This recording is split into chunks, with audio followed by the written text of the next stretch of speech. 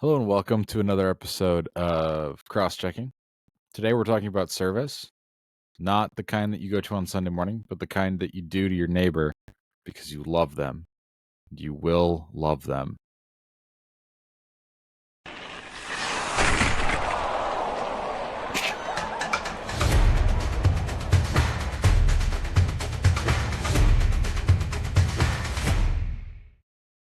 Was that aggressive enough for you, Josh? That was perfect. If you're not watching the video, there was also some aggressive eye contact that Ben tried to make. It's a little difficult when you're dealing with the screen because you're making eye contact with the camera and you never really know how that's going to turn out, but the effort was made. It was. So, welcome everybody to Cross Checking season. I think we're still in season 8, right? And Yeah. I'm Pastor Josh Laborious, pastor down in the Houston area of Texas. Over there is Pastor Ben Olschlager. I'm really good at cutting him off. He's at Good Shepherd Lutheran Church in Lake Orion, Michigan. He's got eyebrows of steely caterpillars. I don't know. I don't really like Ron Swanson of Parks and Rec. Those are aggressive eyebrows. I've got regular ones. I don't know. Anyway, we're talking about service today, and as a service to Josh, who is now the father of a 2-week-old, we're gonna try and keep this short so he can get his work done and go home and nap, if his new son will allow that. And that also is why we haven't recorded for the last couple of weeks. So everybody in the comments should go give Josh 1,000 points for being a new dad. He's still gonna come second to Jesus. No, then my victory over you will feel hollow. I don't care. I do. I want you to have this, Josh. I hate you. that you will love your neighbor. Ben lives in a different state, so. Oh man. So I wanted to preface this episode. There's a great Luther moment where I can't remember if it's in one of his books or one of his sermons, but he's talking about how the church has kind of run away with this idea that, like, in order to truly be godly, you have to serve people through the church. And Luther gives this spectacular image and basically says, like, the Pope, like the leader of the Catholic Church, the person that's supposed to be like the holiest of all holy people, he is in fact no better, no greater, no more holy than a chambermaid, so a woman who's cleaning bathrooms, faithfully conducting her duties. Faithfully chambermaiding. Yeah, exactly. So basically, if you are doing your job well, whether you are Pope or if you're cleaning toilets, you are equally holy. Indeed. If it's done in faith and love. I have 2 potential rabbit holes to go down if you're. Let's dive in. I'm so excited for this. It's been 2.5. No, it's been like 3 weeks since we've been able to explore a rabbit hole together, and what a time. Yeah. So the first is because you, as part of your introduction, as we're starting, and we should go back. This is all Lutheran identity. Yeah, that's what we've been talking about this season, and part of what Lutherans are big on and have been big on for a very long time is service. And I think it's worth clarifying. I don't think it's unfair to say I think it's a fair identifier of most of Christianity. Yeah. Because like if you go over to Baptist churches, they're inviting they're going to invite people to help and serve the community and work with, like, it's actually one of the places where, at least in my experience, Lutherans work best with other churches. Because when it comes to like theological stuff and stuff like that, we can be a little bit testy, isolationist for some good reasons and some bad reasons, right? See our episode on stubbornness. But when it comes to service, we're much more willing to say, yeah, let's go and do and serve people together. So you'll see working together on food banks and stuff like that. Mhm. Catholics have a rich history of institutional service. So Mhm. I think no matter what Christian denomination you go to, with maybe an exception here or there, service is a part of not just a Lutheran identity, but a Christian identity. But in your introduction to we serve our neighbor because we love them, I think there's a question: who is my neighbor? Which someone asked Jesus, so we get like we have a Jesus answer on lock for that in the form of the parable of the Good Samaritan. Yep. And if you haven't heard that parable before, what that is, there's a It means you need guy, to he read gets your beat up Bible. and left for dead on the side of the road, and I think it's a priest goes by, a Levite goes by, and they like ignore him, and these are supposed to be like holy upstanding members of Israelite society, and then a Samaritan walks by, stops, helps him, takes him to a place to stay, pays for his care and continuing care so he can recover. And then Jesus says, well, who was the neighbor to the man in the ditch? And the obvious answer, well, the Samaritan was. The guy that Jesus is talking to there is even like unwilling to call him a Samaritan and just says the one who stops and helps. So, That's how annoyed he was by this answer. because for anyone who hasn't heard this before, Jews at Jesus' time really did not like Samaritans. Yeah. Um, It's a lot like just about anyone in the Central Division and Blues fans. yeah. Gross. Yeah. If you're watching the video, you'll note I am in a Predators jersey, not a cross-checking jersey, because we are recording this on the day of the season opener. I really hope it's not as bad as last year. But every time I hear this parable, because the simple, like the Sunday school answer of like, what do we take away from this, is that everyone's my neighbor. But I've always felt like there might be a little more depth to, and I could be wrong, and I could, like, this train of thought could land me in the same place, but I kind of have two thoughts from either end. So from the perspective of the person in the ditch, his neighbor is the one who had mercy on him and who was in a position to help him. So we say everyone's our neighbor, but I think there's something to be said for, are you in a position to help someone?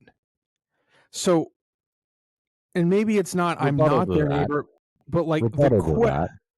huh? Rebuttal to that.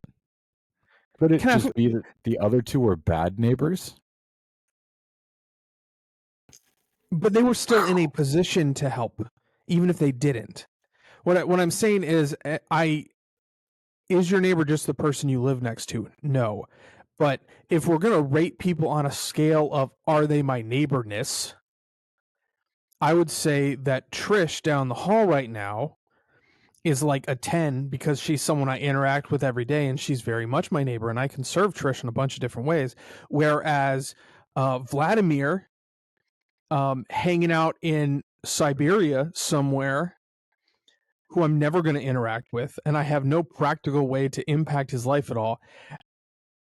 If I came across him, should I serve him and be gracious to him? Yes. But am I ever really practically going to have that opportunity? I probably not. So You forget we're making a podcast, Josh. is Vladimir he could my? be listening to this. For If all that's you the know. case, sorry, Vladimir. And if we have a Vladimir from Siberia listening, I'm just going to be happy because that's really cool. So that's the first perspective, but then the other perspective kind of comes from, what are our presuppositions about our position, and is there something to be said of, like, it is the Samaritan that was this guy's neighbor, not because of who he is or where he came from, but because of what he did, and maybe a relational connect. every time I hear this parable, there's just part of me that thinks there's too much here for it to just be as simple as everyone is my neighbor. Not not as Let an me let me be clear here, not as an excuse to say I'm not going to serve someone, but I've always, and I could be wrong. This is definitely one of those things where I'm like I'm not sure, but I've always thought what this parable also does is it keeps it practical, in that if you say I'm just going to serve my neighbor, the people around me, that's too narrow. But if you broaden it up and say, well, you should serve everyone, what a lot of times the ideas like that will result in is you serving no one because it's like it's so ephemeral and like it's up in the ether. Whereas I almost think this parable pushes us to, who are you called to love? Who are you called to serve? The people who you can. The people whose lives you can impact, the people who you interact with, and I think if we consider it that way, I almost feel like there's more of a tangible call to action. So that it segues nicely into my second rabbit hole, but if you want to stop and jump down this one first, Ben, I can understand that, or we can open both of them and just jump down two at once. No, like we can just backfill this one a little bit and put a nice seal on it. I think you're right, and I think the answer is both and. Like, is everyone technically our neighbor? Yes.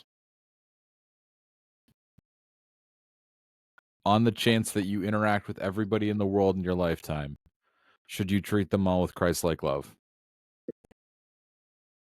Yeah. Just do that. Just do Just do that. that. But like within the scope of the parable, like who does Jesus credit as best being a neighbor? It's the one who stops because he recognizes that God has put something in his path to serve. I think you're right in saying that our neighbor, like in terms of who we should focus on in terms of serving, is probably the person that's most directly in our path. But let's not neglect the fact that we do have neighbors all over the place. And we can hold both of those things at the same time. And it creates some tension, but we Lutherans like tension. So Our deal with traps it? are all huge. Deal with it. Yeah. But the idea that, specifically that idea of who can we impact, who can we reach out and serve, it leads me to something interesting I heard on another podcast, 30 How Minutes in the New dare you Testament. I listen to know. other podcasts? I This should be the only podcast you ever need, Josh. That's crazy because I don't listen to this one. I record it and people make comments about it. And I was like, I don't remember that. Anyway, so I was listening to 30 Minutes in the New Testament, and Great I podcast, by the way. yeah, I'm with them. I give them a solid 9 out of 10 because there are sometimes that they have a paradigm they really want to push, and I think sometimes they push paradigm over. Anyway, not important. Actually, maybe a little important. I forget what text they're talking about, but they were talking about a New Testament text, because it's 30 minutes in the New Testament, and they're talking about service and how we're called to serve to serve, whatever. And they made a point that I think is fascinating because they look at the example that they were on, wherever it was in the New Testament, and then they kind of broaden it up and they look at how the New Testament church serves. And when you see mandates for service in the New Testament church, it's most often service to those of the community. And by that I mean, like, when they're faulted for, oh, you're failing to serve, it's generally, well, there are people in the church community who don't have enough, or who are starving, or who are whatever, and they're like, you should be taking care of them. So a lot of times when we look at the New Testament, there's a really strong call for service within the community of Christians. And it's always tied with this idea of, like, if we claim to love one another, and at the same time we're satisfied with letting our brothers or sisters suffer when we could do something about it, it comes across very hypocritically, and I think rightfully so. Mhm. And this led them to the conversation, and this kind of leads me to just this thought process of, we're talking about what we're called to serve our brothers and sisters in Christ, and we're called to take care of each other. That's not to say we don't do service outside, but that's kind of like that's a very high priority, is we should take care of each other in the church. And if I'm kind of thinking through, well, so what should service look like for a Christian? If you're listening to this podcast, you're just run of the mill Christian. You go to church on Sunday, you have your regular job during the week, you're maybe a parent or whatever, like, you just have your life. So what should service look like for you? I think service starts with, how are you serving your coworkers? How are you serving your family members? How are you serving other members of your small group or your Bible study, or your, like, how do you serve at church? And I think that's a really good, faithful place to start. And that's not to say that there aren't wider, because I think the next kind of ring you would go is, you'd say, oh, I have some opening on this weekend. Let me find a local place where I can serve. So, like, here, if you're out here in our area, we have a orphan grain train warehouse that's just over in Pasadena. It's from church, I think it's a 25 minute drive, and you can go and you can help them sort different donations and help them do some of the work that they do with Orphan Grain Train. And so maybe you take a Saturday and you go and you help there. And that's what service looks like. And kind of the furthest ring out, but I think it was really popular because, at least in part, I think because it's easy, is to serve people off in some place you'll never go by sending money. And that has its place, but I would put that in a category more of maybe charity or generosity than I would service. And then the other thing that always comes up is service trips, which somewhere along the line we called them mission trips, but I think a lot of times, like, there's you're serving people, and is there opportunity to proclaim the gospel there? Yeah, but the focus of the trip seems to generally be more service, like we're building houses for someone or something like that. So I don't know why we don't. Mission trips is fine, but part of me is like, why don't we just call them service trips? Because anyway, they are great. But I have seen there is this tendency of, if you have that really big service thing you do, sometimes all the focus goes there, and some of that more local or congregational service starts to get lost because you're putting so much toward that. And like, there's just this reality: the further you go to do your service, the more resources go into the distance as compared to the people you're serving. So I don't know, it's all of this to say, I feel like the biblical push towards service prioritizes local. And I mean, and if you play that out, if every church in the world served their local community, every community would be served. I shouldn't say that, but most communities have a church somewhere near them, right? And if not, we can work on that. Like, we can build more churches. We've done it before. We can do it again. I've been recently chewing on that kind of idea of like, what would it look like if we went from like D level Christians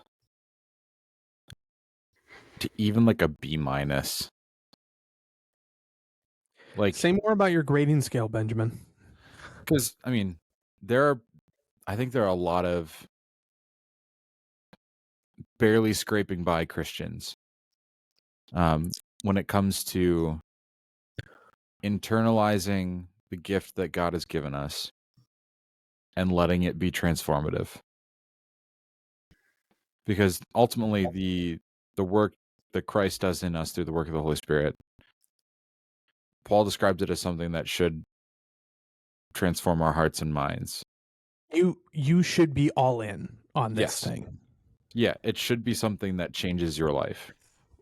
Well, and to add to that, in my admittedly limited experience, I think people either tend to be, like Ben says, D Christians, where you're just scraping by, you're kind of looking for what's the bare minimum here,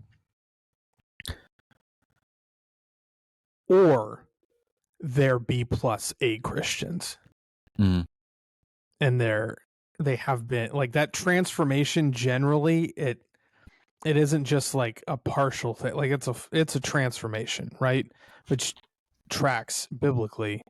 Yeah. And to your point, there's that, and I'm sure you've heard the saying 20% of the people do 80% of the work.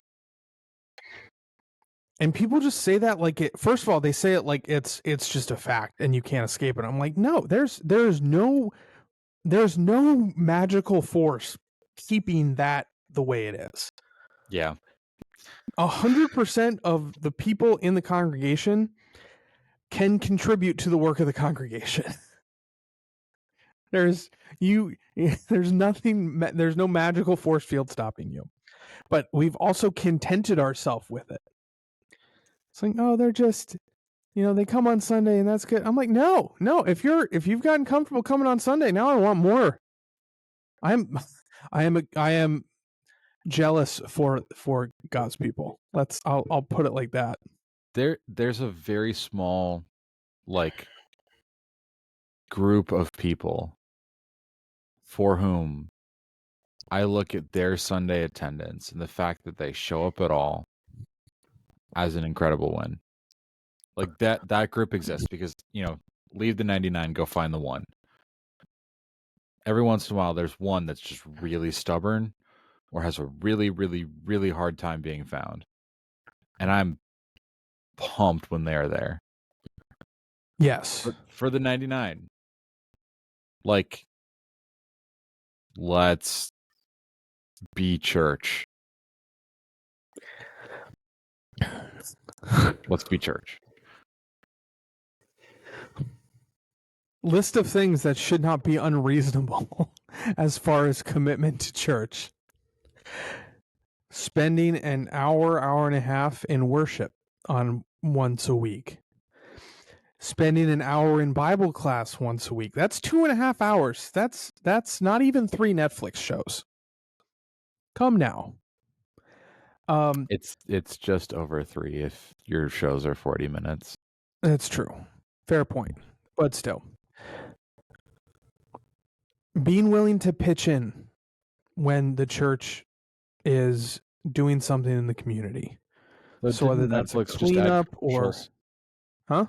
Didn't Netflix just add commercials? I don't know. So it might be Probably. 3 episodes now.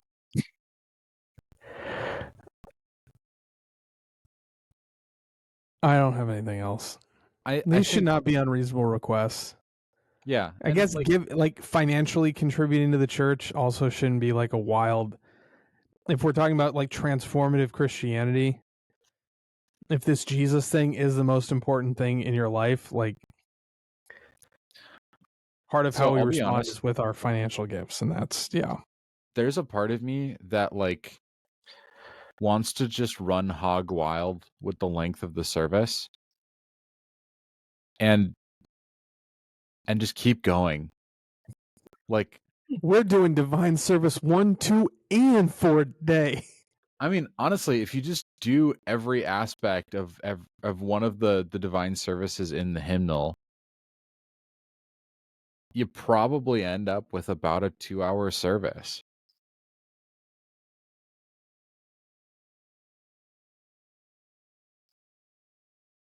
Like, if you do Yeah, all of the I call and okay, so response and well, all of what it. I'm thinking right now is we follow the hymnal pretty closely here, Uh-huh. and our average time is probably around an hour and a half. Mm. But I'm thinking we don't read a psalm, so that would add a little bit. We don't. I What don't if you think we do chanted the it, Josh? full. What if you chanted it?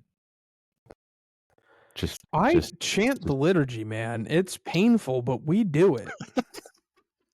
God bless your people. Oh, I pray for them every day. They're stuck with me now.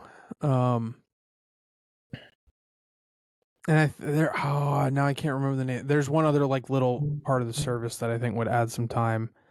So Do you yeah, do the probably an offertory? hour 45, 2 hours would be a good Do estimate you if you do you follow do the the gospel service. proclamation? What do you mean? The The acclamation or whatever it's processional? called? Yeah, yeah. Yeah, Okay. I And the process out offertory? there. Uh huh. Okay. Good for you.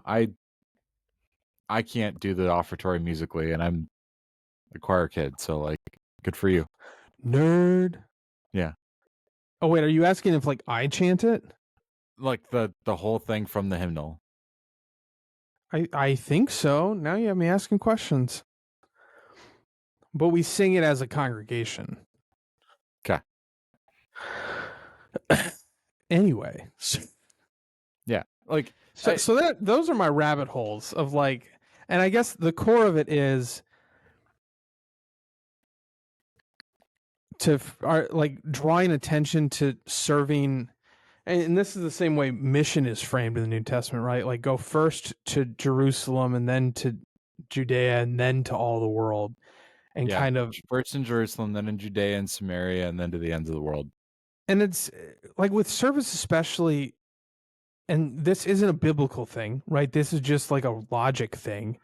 It's a really bad look if you go halfway across the world to build a house from someone and you're not willing to help the person who's homeless who sleeps on your church steps.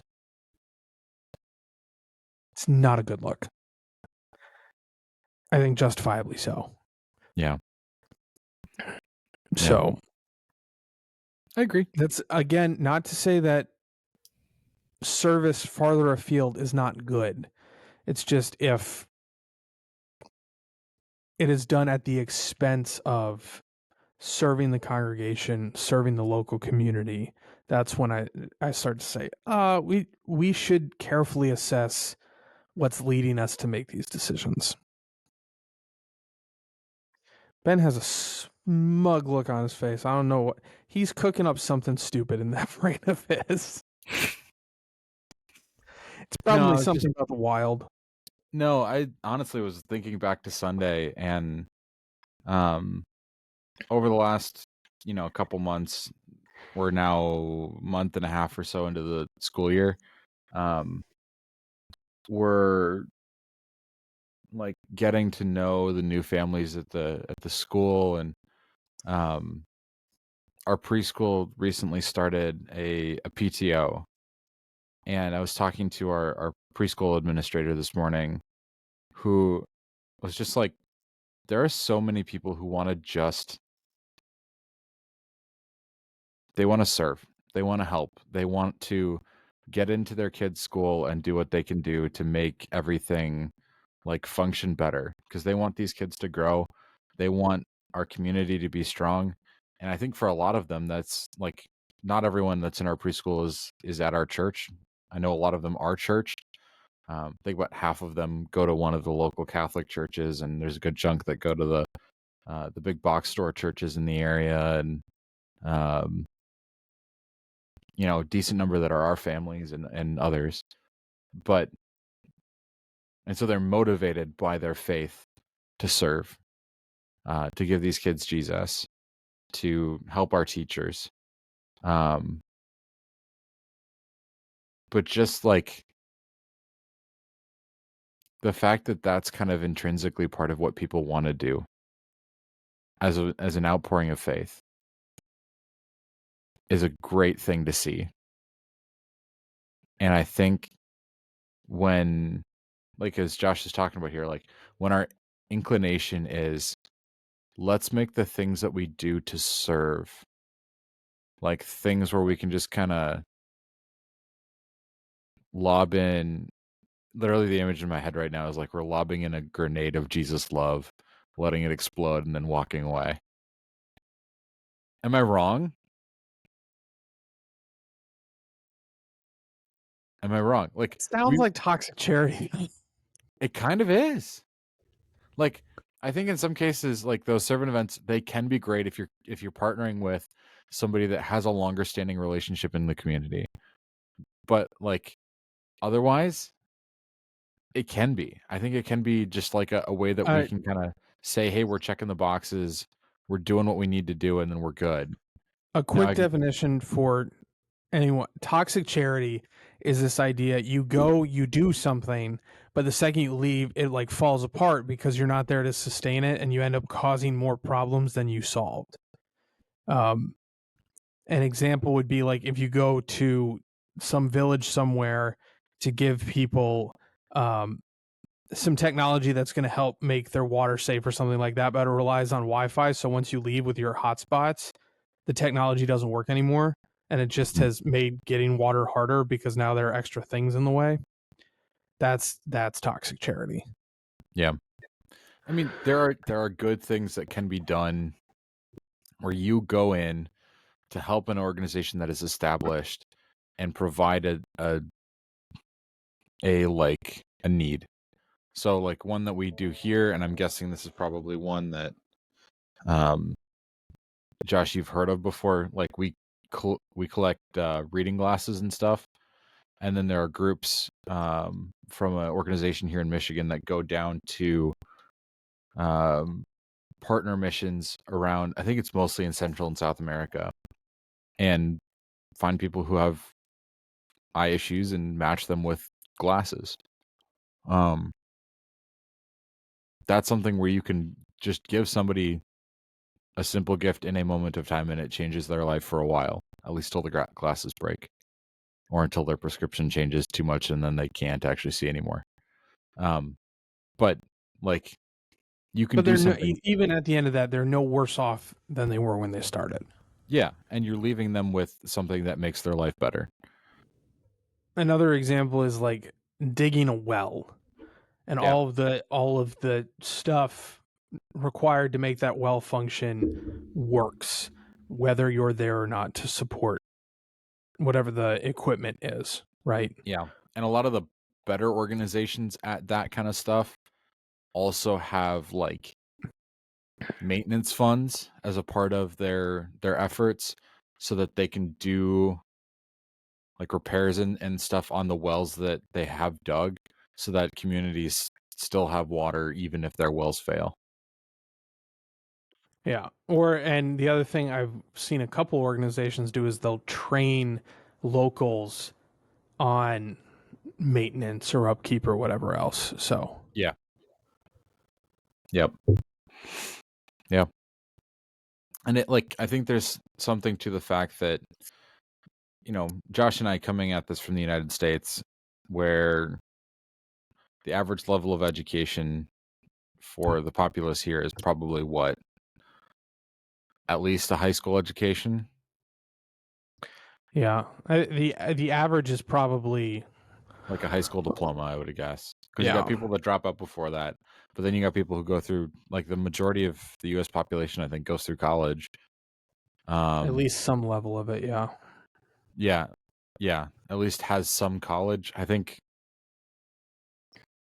and then there are the people with graduate degrees and all that jazz. Um, Nerds. yeah, we are nerds. So, like, we have skill sets in this country that are much rarer in other parts of the world, and we can help provide and share those. That's why things like Doctors Without Borders and Engineers Without Borders and um, like translation ministries. Was it Lutheran Bible Translators? Yes. And like, just people with technical skills that might be lacking in other places. We can provide those and bring something in service that I think is beneficial to communities.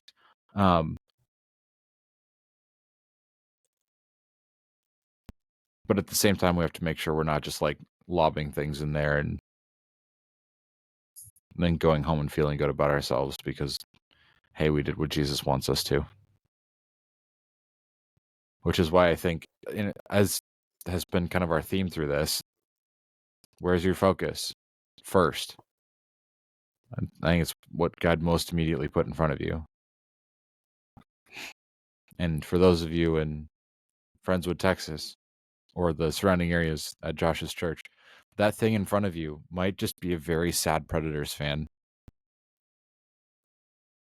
Hopefully not. Hopefully by the time this airs, the Predators have won at least one game. Please. One of the other things that I wanted to touch on in this is kind of circling back to your point about like this is service being one of the things that Lutherans are more willing to coordinate with other church bodies in doing. I think it's worth noting that that's getting harder and harder as like some of the ideological divide between church bodies grows and theological divide between church bodies grows. Like for a long, long time, the LCMS was in partnership with other Lutheran church bodies, especially the ELCA, the Evangelical Lutheran Church in America, which is a more liberal, if not liberal, Lutheran church body here in the United States. And things like Lutheran Family Services, and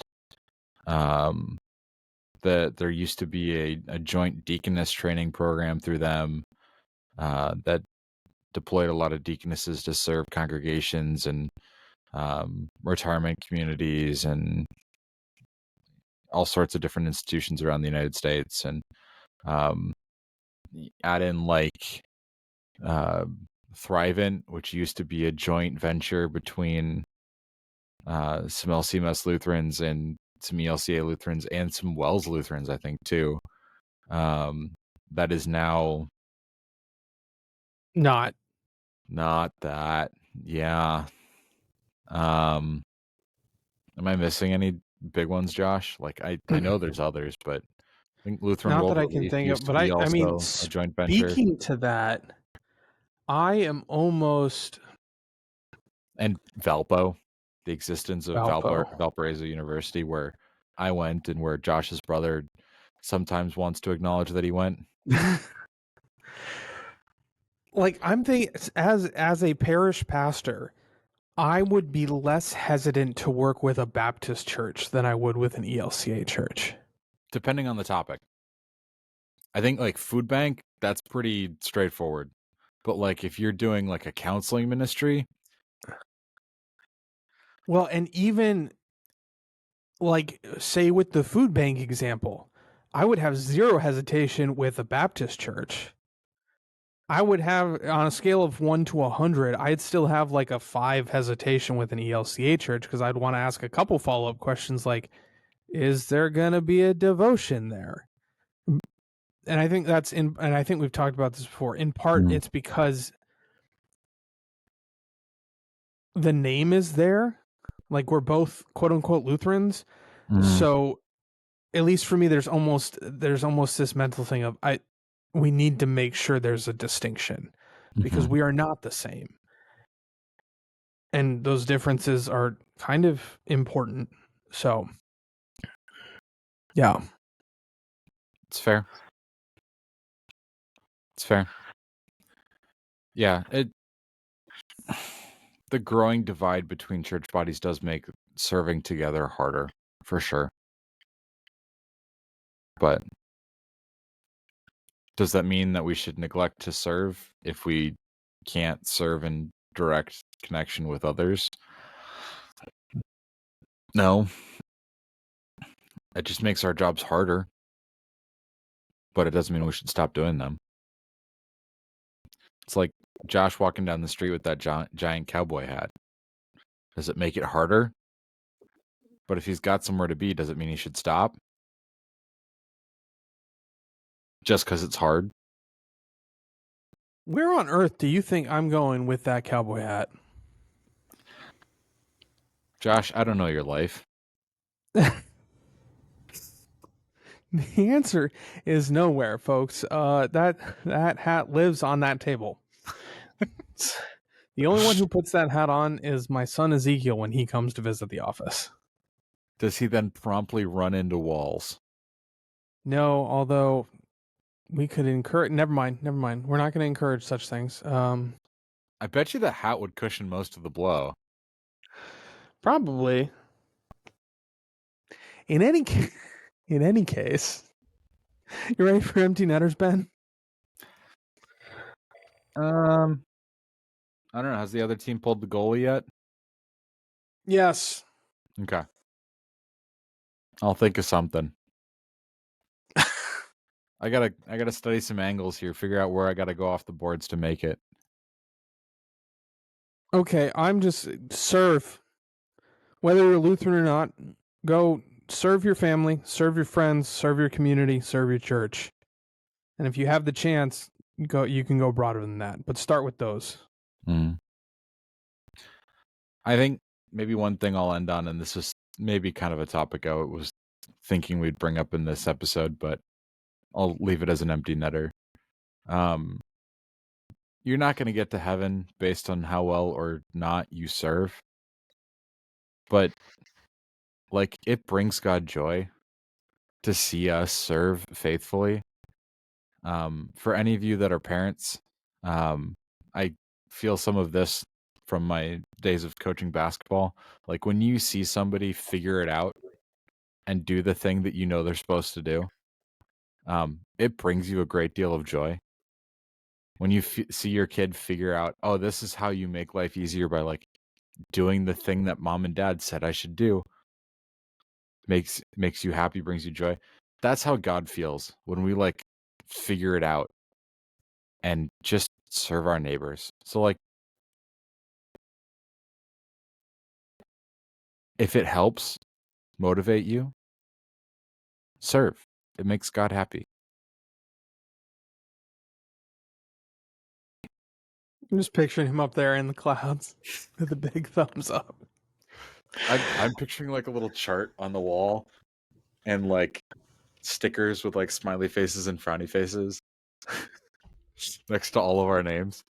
Or a point board like we have, which point update for you guys. Never mind, I'm not going to count all those tallies. I'm still winning, although we were both given 12 points. But I politely informed Miss Jamie, shout out to Miss Jamie, who's our number one commenter for sure, that if we both get 12 points, it's the same as neither of us getting any points. Yes. Yes. There's a bad theological joke about both of us catching up to Jesus. 12 but we're not going to make it. Thanks for coming, everybody.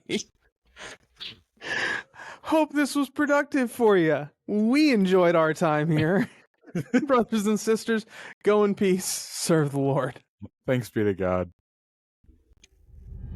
Thank you for listening in to this episode of Cross-Checking, a ministry of Hope and Good Shepherd Lutheran Churches, where we strive to deepen your understanding of the faith and help apply it to daily life. If this podcast is helpful to you, rate the podcast, subscribe to us on your favorite platform, and share it with others who might also gain something from it.